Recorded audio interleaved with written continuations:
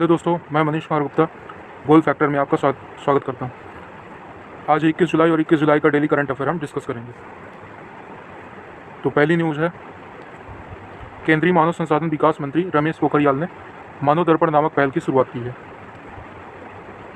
इस पहल की शुरुआत आत्मनिर्भर भारत अभियान के अंतर्गत किया गया है, जिसका उद्देश्य छात्रों को उनके मानसिक स्वास्थ्य और कल्याण के लिए मनोसामाजिक सहायता प्रदान करना, शिक्षा के क्षेत्र में आवश्यक सुधार लाने, मानव पूंजी को मजबूती प्रदान करने और उत्पादकता को बढ़ाने के लिए एक भाग के रूप में इसे आत्मनिर्भर भारत अभियान के अंतर्गत शामिल किया गया। आत्मनिर्भर भारत अभियान की शुरुआत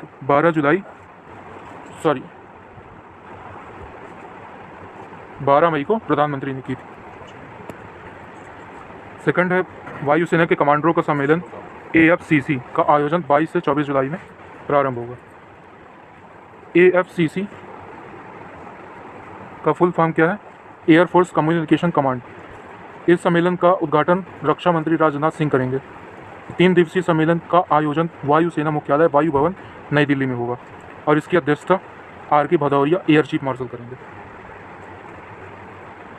नेक्स्ट है, केंद्रीय विद्युत नवीन और नवीकरणीय ऊर्जा मंत्री RK सिंह ने नई दिल्ली में इलेक्ट्रिकल व्हीकल चार्जिंग प्लाजा का उद्घाटन किया।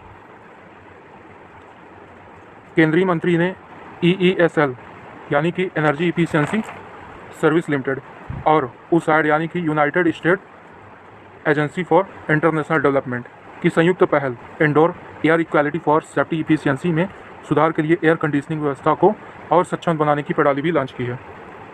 इन दोनों पहलुओं का उद्देश्य क्या है? गतिशीलता को बढ़ावा देना और घर के अंदर वायु गुणवत्ता में सुधार लाना है। तो केंद्रीय विद्युत और नवीकरणीय ऊर्जा मंत्री कौन है? RK सिंह, जिन्होंने इलेक्ट्रिकल व्हीकल चार्जिंग प्लाजा का उद्घाटन किया। नेक्स्ट है, एम्स ने नई दिल्ली में देश भर में वीडियो परामर्श कार्यक्रम EICU में तेजी दर्ज की है। EICU की शुरुआत कब हुई है? EICU कार्यक्रम की शुरुआत एम्स ने दिल्ली में 8 जुलाई 2020 को की थी, जिसका उद्देश्य अस्पताल की सुविधा को बढ़ाना है और जो इन सुविधा की कमी के कारण जो मौत का स्तर है उसको न्यूनतम स्तर पर लाना है। नेक्स्ट है, मेक इन इंडिया को प्रोत्साहन देने के लिए T90 टैंकों के लिए बारूदी सुरंग हटाने वाले 1512 उपकरणों की खरीद के लिए रक्षा मंत्री और BEML के साथ करार किया है। तो इन उपकरणों की लागत जो 1512 उपकरण की खरीद हो रही है उसकी लागत कितनी है? 557 करोड़ रुपए, जिसको हासिल करने का लक्ष्य जो रखा गया है 2027 रखा गया। और BEML की बात करते हैं तो BEML का फुल फॉर्म क्या है? भारत अर्थ मूवर्स लिमिटेड है। नेक्स्ट, और T19 टैंक के बारे में अगर हम बता दें तो टी जिसका मतलब होता है थर्ड जनरेशन टैंक,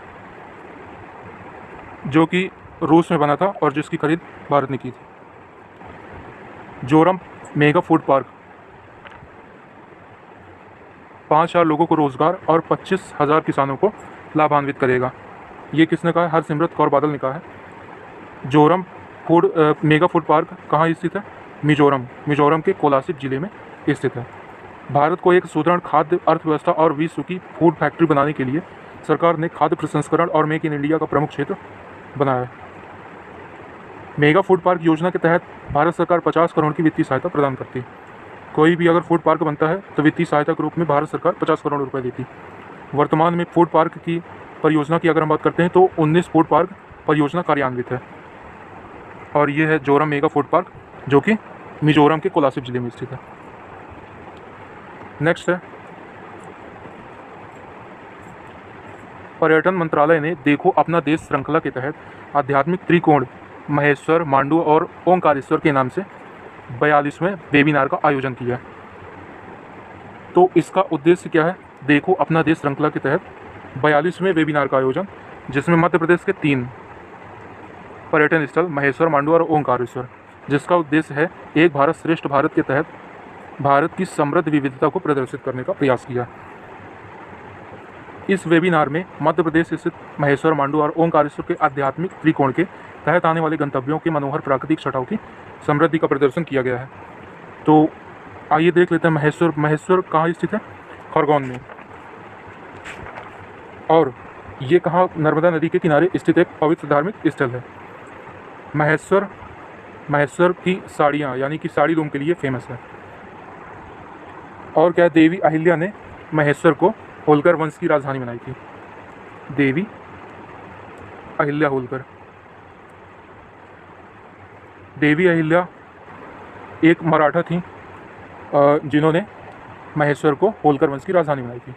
1760 में अहिल्या ने सूरत से बुनकरों को बुलाया था और 1979 में रहवा सोसाइटी की स्थापना की थी, जो कि एक गैर लाभकारी संगठन बुनकरों के कल्याण के लिए बनाया गया था।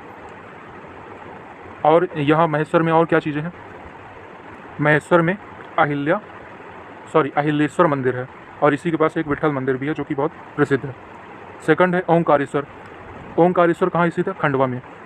12 ज्योतिर्लिंगों में से एक ओंकारेश्वर में स्थित है। वैसे मध्य प्रदेश में 2 ज्योतिर्लिंग हैं, एक है महाकालेश्वर जो कि उज्जैन में स्थित है और एक है ओंकारेश्वर जो कि खंडवा में स्थित है।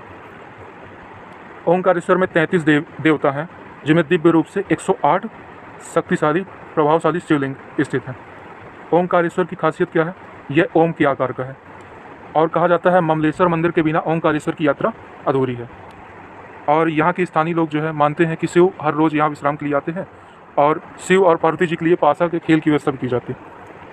फिर नेक्स्ट है मांडू या मांडवगढ़, जो कि धार जिले के अंतर्गत आता है और इसे सादियाबाद के नाम से भी जाना जाता है, जिसका अर्थ होता है आनंद का शहर। मांडू में सुल्तान बाज बहादुर और रानी रूपवती के प्रेम की कहानी के लिए जाना जाता है। रानी रूपवती चरवाहे की एक लड़की थी जिसे सुल्तान बाज बहादुर को जिससे प्रेम हो गया था। और मांडू में जहाज महल भी स्थित है। मांडू में रीवा कुंड भी बनाया गया था। ये एग्ज़ाम में आया भी हुआ है कि रीवा कुंड कहाँ स्थित है, तो रीवा कुंड कहाँ स्थित है? मांडू में। और जहाज महल की हम बात करते हैं तो 2 कृत्रिम झीलों के बीच स्थित 2 मंजिला भवन है जिसे गयासुद्दीन खिलजी ने बनवाया था। नेक्स्ट, शरीर में तरल पदार्थ कोलोन कैंसर का आरंभिक पता लगाने के लिए संकेत दे सकते हैं। तो क्या होता है ये कोलोन कैंसर? कोलोरेक्टल कैंसर जो बड़ी आंत और मलाशय को प्रभावित करता है। कोलोरेक्टल कैंसर जो बड़ी आंत यानी कि कोलोन और मलाशय को प्रभावित करता है। कैंसर की मौत की अगर हम बात करते हैं तो ये 5वां बड़ा कारण माना जाता है।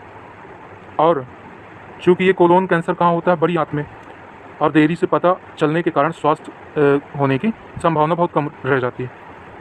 और ये किसने कहा है? तटनी रक्षित कौन है? राष्ट्रीय NS बोस मूलभूत विज्ञान से जुड़ी एक डॉक्टर हैं तथा उन्हें इसके काम के लिए सरकार की विज्ञान और प्रौद्योगिकी विभाग से यानी कि department of science and technology से पुरस्कृत भी किया जा चुका है। तो एग्ज़ाम में आ सकता है कि कोलोन कैंसर क्या है और ये मतलब कहाँ प्रभावित करता है? तो ये कहाँ प्रभावित करता है? बड़ी आंत और मलाशय को प्रभावित करता है। तो ये था आपका 21 जुलाई का करंट अफेयर।